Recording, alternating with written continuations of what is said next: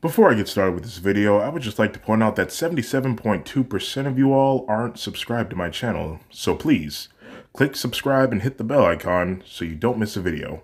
Have a nice day. What is up, all you individuals out there? It is me, full-time anime man, and as you see here, we do indeed have a new series.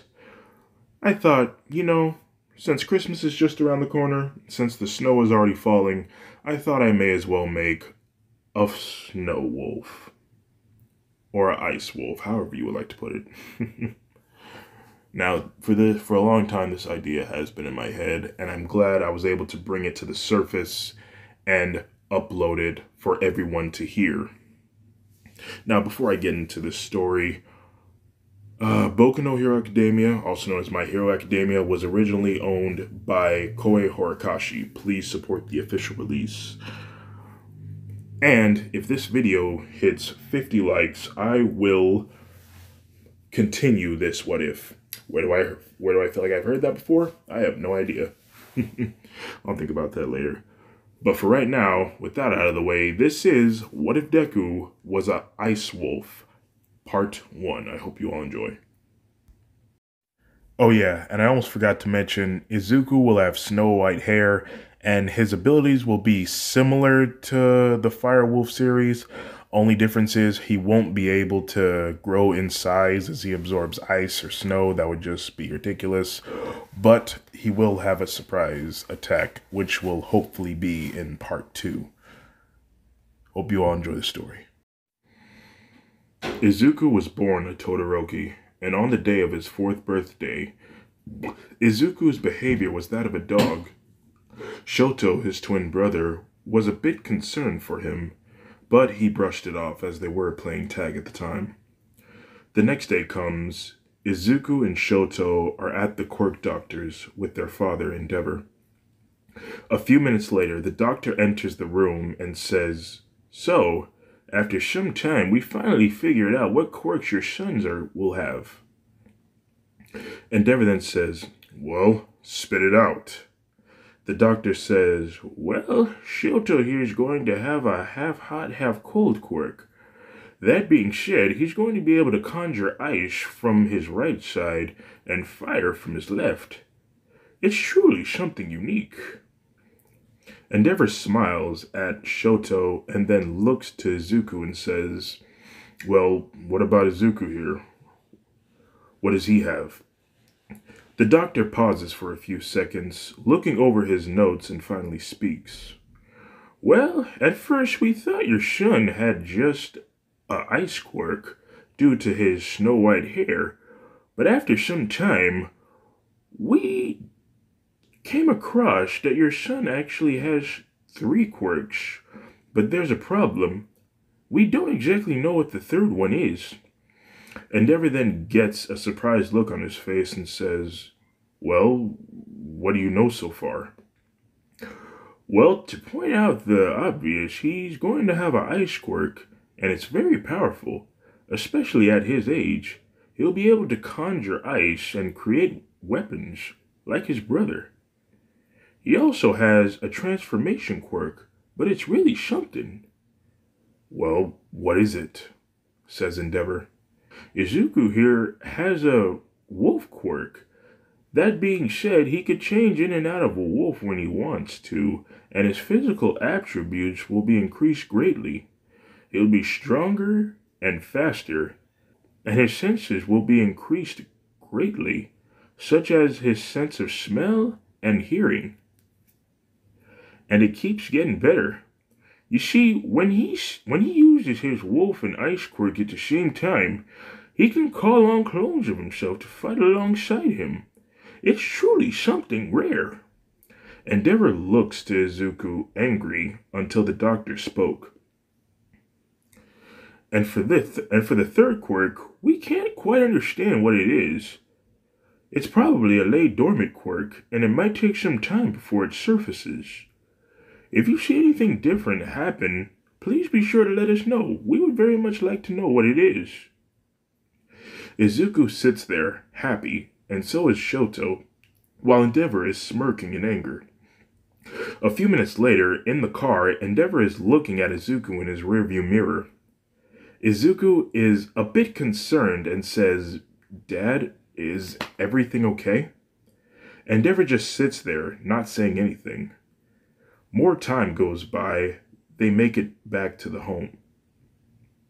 They make it back home. Endeavor rushes into the house. Shoto and Izuku are confused to what is going on with their father. A few minutes later, they both hear screaming and run inside the house. In the living room, Rei, Shoto and Izuku's mother, is laying on the ground while holding one side of her face. Endeavor speaks. "Have you been cheating on me, you damn tramp?" Izuku and Shoto stand there, trembling from their father's anger. Rei speaks. "No, I swear, I haven't been cheating." Endeavor then points to Izuku and says, "Well, how do you explain that, huh? Izuku there has 3 quirks, but one the doctors aren't certain of. He has your ice quirk, so why does he have a wolf quirk?" Rei looks to Izuku in confusion and looks back to Endeavor and says, "I don't know why. The whole quirk system is not entirely accurate, but I promise, I wasn't cheating." Endeavor then raises his hand while saying, "Don't you lie to me!" He was about to hit Rei again, but this time, Izuku ran into action. And within a second, he changes into a wolf cub and bites his father on his leg. Endeavor then tries to shake Izuku off of his leg, but he wasn't going to let go. After a few seconds, Endeavor then kicked him into a wall, and out of pain, Izuku lets go of his leg. Endeavor then says, "You damn furball!" Endeavor then raises the leg that Izuku bit him on and was about to stomp on him until Rei jumped in and hugged him tightly, shielding him from his father, taking the abuse for him. Endeavor speaks. "Woman, move." "No," said Rei. "I said move!" Endeavor then continues to stomp on Rei, and a few seconds of stomping and kicking later, Endeavor stops and says, "Whatever. If you want to protect that thing, then so be it, but he is not my son."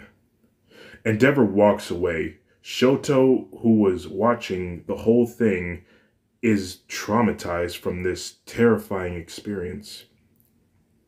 Rei then gets up while still holding on to Izuku, who is now a boy again, crying in his mother's arms, from what his father just said about him. Shoto sees this, and he looks closer to his mom's back and sees the bruises. And he sees his brother crying. He walks up to both of them and hugs both him and his mother to comfort them, while dropping a few tears himself. A few hours go by. It's midnight. The sun has set, and there is a half moon out tonight. Izuku and Shoto are in bed trying to sleep, but can't from this bewildering day. Shoto speaks. "Hey, Izuku, are you still up?" "Yeah," says Izuku. "Are you okay?" asks Shoto. Izuku begins to cry, trying his best to fight back the tears, but he couldn't help it. As he responded, his voice breaks. "No." Shoto feels pain in his chest because he knew Izuku wasn't okay. He gets out of bed and walks up to Izuku, hugging him, and says, "It's going to be okay. It might take some time, but he'll see that he's wrong for treating you like this." Izuku looks up to his twin brother. Shoto says, "I'll protect you, no matter what." Izuku smiles, and it manages to make him feel better. But the moment was interrupted when Endeavor entered the room, slamming the door open. Shoto and Izuku were frightened. Endeavor then walks up to the boys and says to Shoto, "Get away from him." Pushing Shoto away from Izuku, he then grabs Izuku by his arm, picking him up and saying, "If you think for 1 second I'm going to let you think you're a part of this family, you are wrong. You're just a dog that needs to be put in the back and chained up." Endeavor then picks up Izuku, dragging him out of the room. Shoto speaks, "No, don't touch him!" He charges at Endeavor, but he was slapped in the face for trying to defy his father. Endeavor then locks Shoto's door, keeping him in his room, taking his brother away from him. While in the hallway, Izuku tries to fight back, trying to get out of Endeavor's grip, but finds he couldn't. A few minutes later, Endeavor took Izuku outside in the backyard, throwing him to the ground next to a pile of chains. "Why are we here?" said Izuku. Endeavor then said, "Turn into a wolf." Izuku looks to his father in confusion and says, "What?" Endeavor then grabs Izuku by his throat and said, "Turn into a wolf, you freak of nature." Endeavor then threw Izuku into a mud pile, getting him and his clothes dirty. Izuku then looks up to Endeavor, hurt by his words, and in 10 seconds, Izuku turned into a wolf cub. He was small, scared, unsure what to do. Endeavor then took the chains off the ground and wrapped it around Izuku's throat, attaching a lock to the end of it. Izuku, while still in his wolf cub form, looks up to Endeavor in confusion. Endeavor says, "You stay here." He walks back into the house while Izuku, with a sad look on his face, sits there outside in the dark, with only the light of the moon to keep him company. Izuku sits there and waits for the sun to rise, unable to sleep. A few hours pass, and the doors that lead to the back door open, with Shoto emerging from it. Izuku then gets up on all fours. Shoto runs to him and says, "Izuku, are you alright?" Izuku spoke while in his wolf cub form.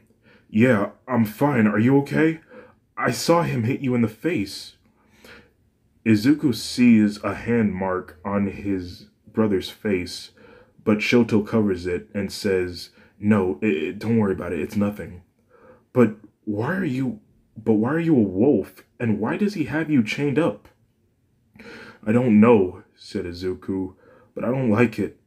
I want to be back inside the house." Shoto, with a sad look on his face, gives his wolf brother a hug to comfort him. Both Shoto and Izuku can hear Endeavor "Shoto!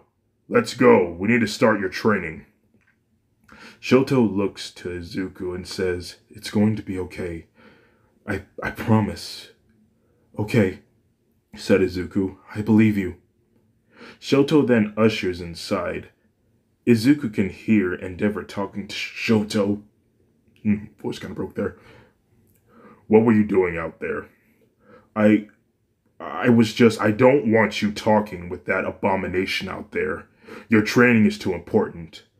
"But he's my brother." "No, he's not. Now, let's go." Izuku saw Shoto being dragged away by their abusive father. We then skip 1 year, and Izuku is now 5 years old and has been a wolf for a whole year. Shoto and Rei could hardly remember what Izuku looked like as a human. In those past times, Shoto has been looking after him, making sure to bring him food and a blanket in case he gets cold. Rei even comes to check on him from time to time to make sure he was okay. Rei once tried to convince Endeavor to let Izuku back inside the house, but he threatened to kill him if he was defied again. Rei was too scared for her child to try and do anything, for if she said or did anything wrong, Izuku would face the consequences.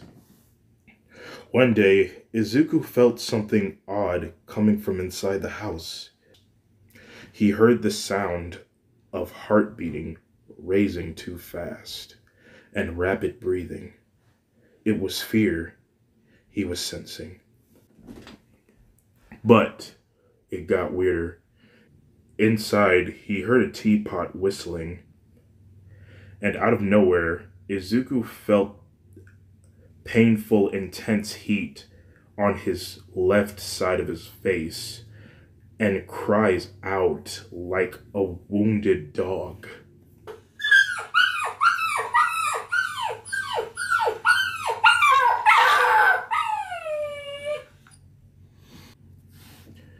In Izuku's mind, he says, "What's happening? It feels like someone just poured boiling water on my face. Ow! It hurts so bad!" A few seconds of agonizing pain and a head rush later, Izuku passes out. A few hours go by, and Izuku is wakened up by Shoto shaking him. Izuku speaks. Shoto? What? Oh, what's going on? Ow! Izuku still feels the pain over his left eye, and with his one good eye, he looks up to his brother and sees that his left eye is covered with bandages. "Brother, what happened to you?" Shoto then speaks. "No time to explain. We gotta go." Shoto then uses the key to unlock Izuku from his chains. Shoto then gave Izuku some clothes and said, "Here, take these clothes and change back into a human." Izuku turns back into a human. He had a little bit of a tough time doing so since he's been a wolf for a whole year, but he manages to change back and gets dressed. When he finishes, Shoto then said, "Come on, we gotta go." Shoto then grabbed Izuku's hand and they both climbed the gates and they run down the street. Izuku senses determination that Shoto is feeling. To get away, of course. Why wouldn't he? After all, their father treats one twin like dirt, and he treats the other one like he's nothing but property. Izuku thought to himself, he'll ask questions later, but for now, they both needed to get away from their father. A few minutes later, and they're both at a bus station, awaiting for their bus to arrive. Shoto then goes to the ticket booth and gets a ticket to leave town. Izuku finally speaks. "Brother, I'm worried about you. What happened to your eye? Where's Mom? And where are we going?" Shoto just sits there next to him, looking down at the ground, taking a deep breath, and he finally speaks. While raising his hand up to his bandaged eye, "Mom, she did this to me." Izuku's eyes widen from his brother's words and can't believe what he just said about what their mom just did to him. Izuku finally speaks. "Mom did this to you? But why?" Shoto just sits there, dropping a tear from his right eye. Izuku sees this, and he hugs his brother and softly speaks to him. "It's okay, just take your time," said Izuku. A few minutes later, the bus shows up, and Izuku says, "The bus is here. We should get on." They both aboard the bus. They find their seats, and after a few minutes of bus driving, Shoto finally speaks. "Izuku, Mom did this to me because she couldn't take it anymore. All the madness that Dad put her through has driven her over the edge. Just a few hours ago, I heard her talking on the phone about you and I." We then cut to a flashback a few hours prior. Shoto was getting out of bed to go check on Izuku when he came across the kitchen and his mom talking on the phone about him and Izuku. "I can't stand this anymore. I feel like I'm going crazy. Every day, Shoto's left side looks more and more like his father's. And Izuku, how could a man treat another human like this? I wish I never had them. I never wanted children, at least not by him. I was just a machine to make children that are stronger than All Might to him. Oh my god. We tried 3 times, and for the 3rd attempt, we got twins. When Shoto got his quirk, he only claimed him as his so-called masterpiece, while Izuku was just called a dog that needed to be put down. I can't do this. I just can't do this. Shoto was listening to the entire conversation. Shoto slowly walks his way in to his mother and speaks. Mom, what are you saying? When Shoto said that, the teapot began to whistle, and when Rei turned around, she grabbed her teacup with the hot liquid inside and lunges it at Shoto's left eye, burning him. But we then cut to present day. Shoto speaks, and when it happened, I heard you screaming from outside.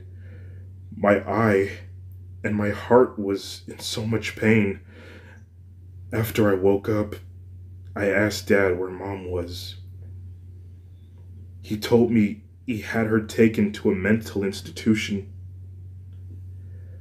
I couldn't take it anymore. I decided we should just run away. I don't know what I'm doing, and I don't know where we're going. I'm sorry, brother. Shoto then begins to cry into his hands while Izuku is sitting there bewildered from what he's heard. Every hope that he had in his mom and every faith was gone. Just like that. The only person Izuku had left to put his faith and trust in was his brother Shoto. He refused to give up hope, and he refused to let his brother lose hope. Izuku then puts an arm around him and said, "It's going to be okay. We'll find out something. We just need to find a place to settle down and think." Shoto then looks up to his brother and says, "Yeah," while wiping away his tears. A few hours go by. Izuku and Shoto get off the bus and enter a different bus station. When they exited the bus, it began to snow. "We better go find some shelter," said Izuku. They were about to head down the road when they were stopped by a man saying, "Hey, you little boys." They both turned around to face the man. He approaches them and says, "Y'all look too young to be walking alone out here. You mind telling me where you're going?" Izuku and Shoto are getting a strange vibe from this man. Shoto speaks, saying, "That's none of your business, sir." A few seconds later, and the man is just standing there, quiet, and Izuku and Shoto are both unsure of what to do. That was until the man spoke. "Oh, really? Well, you're right. It's none of my business. But do you mind explaining that?" The man then pointed to a mounted TV playing on the wall of the bus station. It's the news reporter, Endeavor's missing children, saying, "If you see these boys, please return them home." Both Izuku and Shoto look to each other, shocked. The man then speaks. "I think you boys ought to come with me to the police station." Izuku and Shoto look at each other and runs in the opposite direction of the man. He tries to follow, but the boys run into the forest and manages to outrun him. Izuku speaks. Do you think we lost him? Yeah, I think so, said Shoto. A few seconds of breathing later, Shoto speaks. We should keep moving until we get a good distance away from civilization. They continue to walk even further into the woods. As the snow continues to fall, Shoto and Izuku feels like they have been walking for a while and feels comfortable enough to set up camp. And a few minutes later, their tent has been set, and the two boys then try to sleep, but find it difficult to do so. Izuku breaks the silence. Hey, Shoto? Yeah? Do you think we're gonna be okay out here on our own? Shoto then sits up and says, yeah, we're gonna be fine. Izuku then sits up with him. Shoto continues to speak. Yeah, we may be kids, but nothing in this world is going to tear us apart. As long as we got each other, there's no way this world can get in our way. Izuku smiles and extends his hand out towards his brother while flexing his pinky and says, do you promise?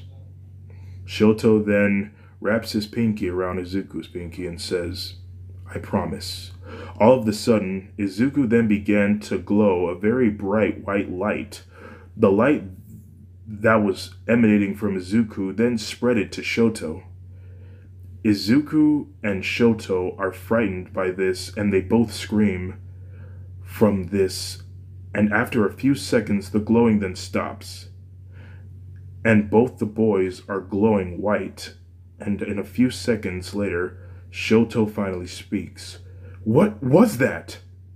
The light that was emanating around both the boys then began to fade away.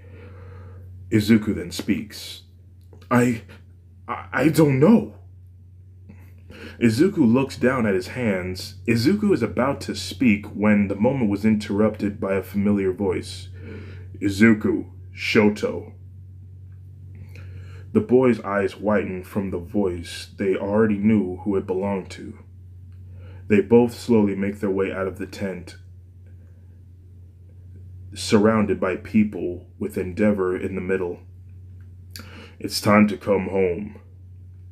Shoto then spoke. No!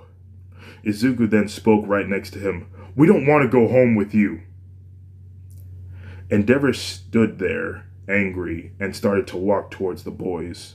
Shoto then grabbed Izuku's hand and they both started running as fast as they could. Endeavor follows them, and so did the people that were with him.